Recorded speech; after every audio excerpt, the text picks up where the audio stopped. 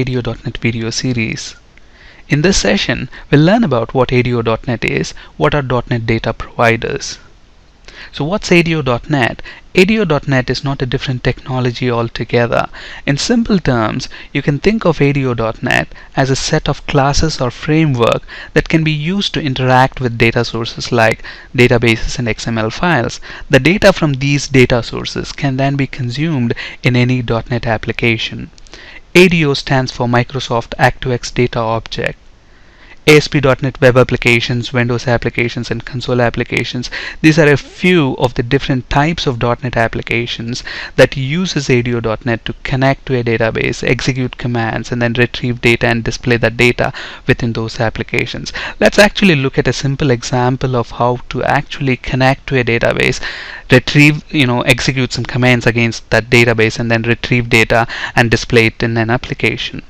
So let's flip to Visual Studio. Here I have a simple ASP.NET web application, and on this web form let's drag and drop a grid view control. We haven't spoken about grid view control yet. We'll be talking about that in a later session. The idea of this session is basically to give you an introduction to ADO.NET. So let's drag and drop the grid view control, and you can find the grid view control under Data tab. So expand that, drag and drop the grid view control onto the web form, and then you can auto format that to make it look nicer. Let's select brown sugar, click OK. Now go to the code behind file. Now look at this. This is .NET application. Now this .NET application has to connect to a SQL server and execute a SQL command, retrieve data, and display that within this .NET application. Now if you look at .NET and SQL Server, they are two different technologies. Now SQL Server will not understand C# or VB or any .NET programming languages. SQL Server only understands SQL. So from within your .NET application, if this .NET application has to get the data available in SQL Server. Now in SQL Server I have a table called TBL product, and that's present in this sample table.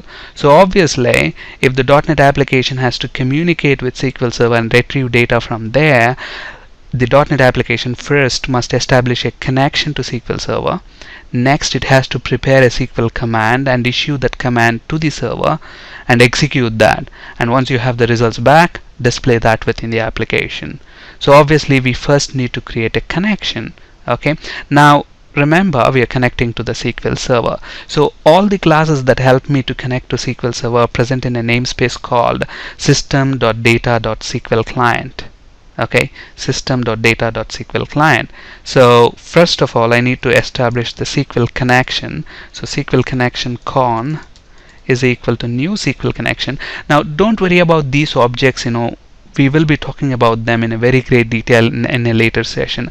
The idea of this session is basically to understand or to have a high level overview of what ADO.NET is all about. Okay, so obviously to connect to a SQL server you need to tell to this connection object what's the name of the server, and within that server which database do you want to connect to, and what's the user ID and password to connect. So you have to provide that information to this connection object, otherwise it will not be able to connect to the SQL server. So I will have to use data source property, and data source is equal to dot, which means connect to a local instance of SQL server. Database is equal to sample. So if you look at the database here within which we have our table, it's the sample database, and I'm going to specify integrated security is equal to SSPI. Now what does this mean? This means that I am using Windows authentication to connect to the SQL server. Now again, as I told you, don't worry too much about this object here and about this connection string. We'll be talking about them in great detail in next parts in this video series. Here the whole idea is to get an high level overview of what ADO.NET is all about and what do we mean by .NET data providers. Okay, so I have the SQL connection object. The next thing is we have to prepare the SQL command. So obviously SQL Server only understands SQL. So we have to issue the SQL command from within the .NET application. So let's prepare the SQL command, and to prepare that I use the SQL command object. SQL command cmd is equal to new SQL command, and then we need to specify the command. So select star from TBL product, and execute this command using this connection object. So you have to pass that as parameter as well. Okay, so we have the command. Now open the connection. So I'm opening the connection. Now after you open the connection to the SQL Server, execute the command. So execute reader. This will execute the command and retrieve the results from the database. So once I execute this method, it's going to return the data back in the form of a SQL data reader. So I'm going to store that in a SQL data reader object. Let's call it as RDR. So when I execute this command using this method, look at the IntelliSense. The IntelliSense says it's going to return a SQL data reader object. So I'm storing that results back in that object. And then all I'm doing is, we have this GridView1 control. I'm setting the data source property of that control to RDR, meaning whatever data that we have got back, assign that to the data source property of the GridView control. And then finally call GridView1.dataBind. So bind the data, and then finally close the connection. Alright, so it seems so simple until now. Okay, so if you look at this, as I told you, don't worry too much about this code. We are going to talk about every object that we see here in a very great detail in later sessions. Alright, so we are preparing the connection object. Using this connection string, we are telling which database in which server we want to connect to, and then you're preparing the SQL command object, and then you're telling execute this command on this connection object, open the connection, execute the command, whatever result you get back, store that in this SQL data reader object, and then use that data reader as the data source for your GridView control, and then call the dataBind method. So now obviously when we run this application, what should happen?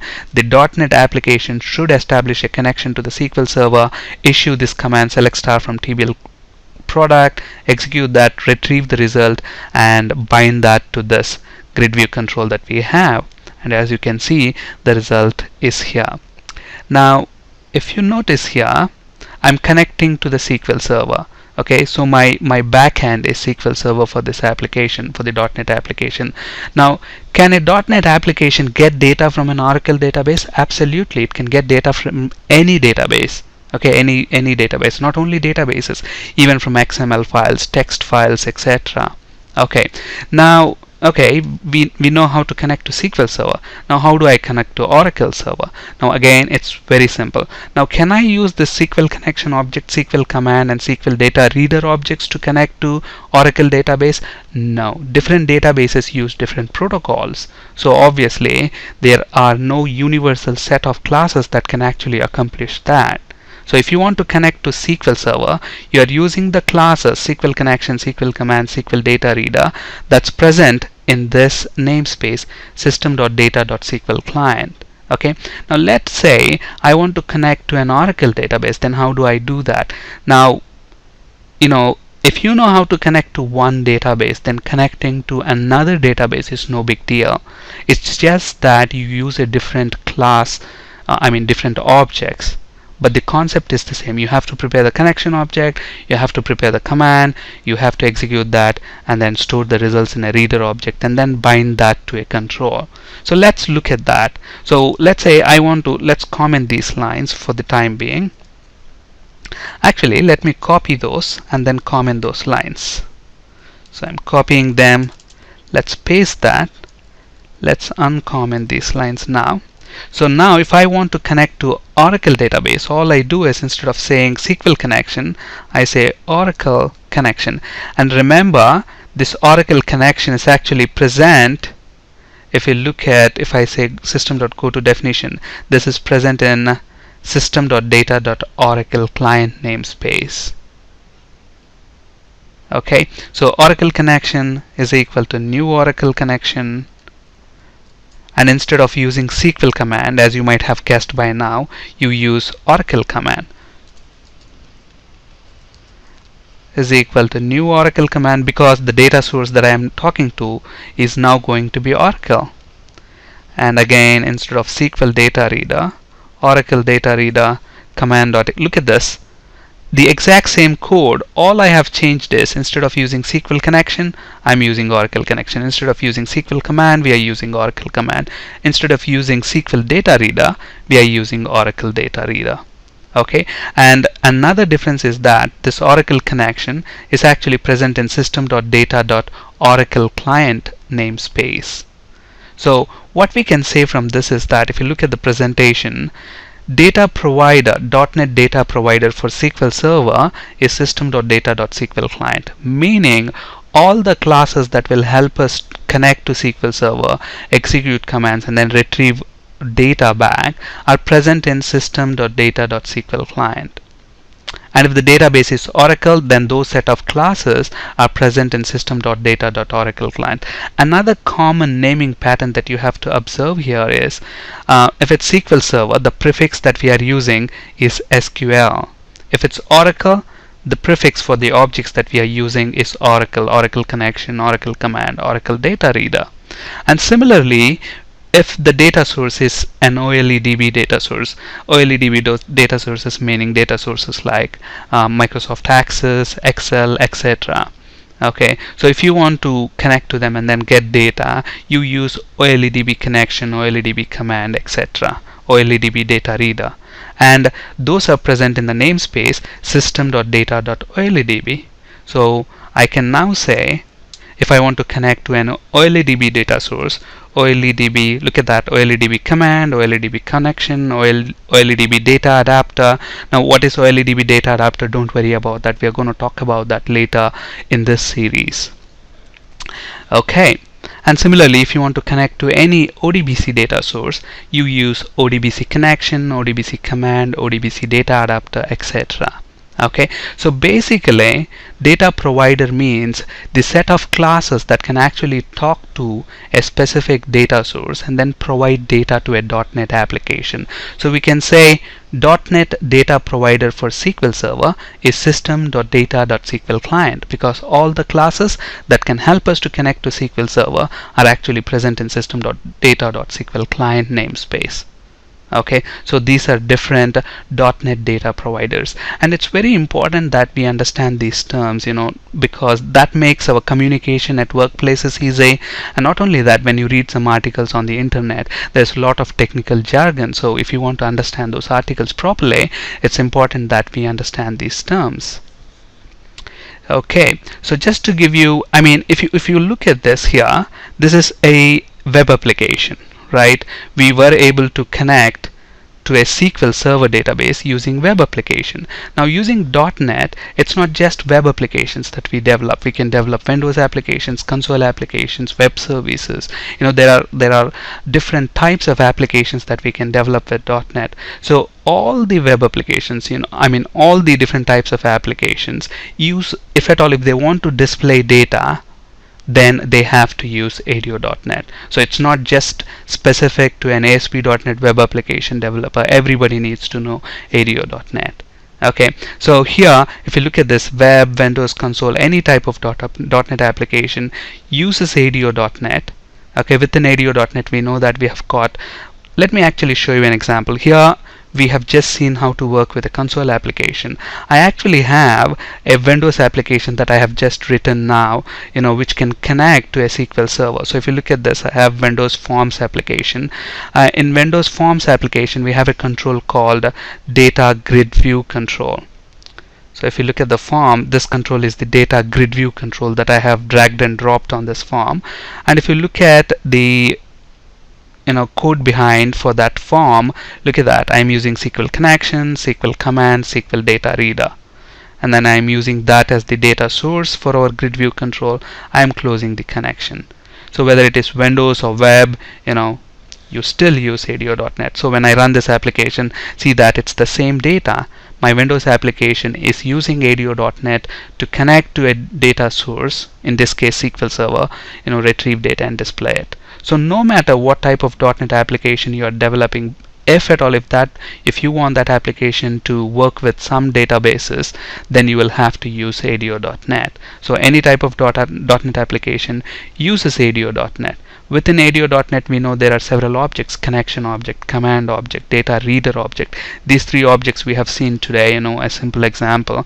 And there is also data adapter object. Okay, we'll talk about these objects in detail going forward.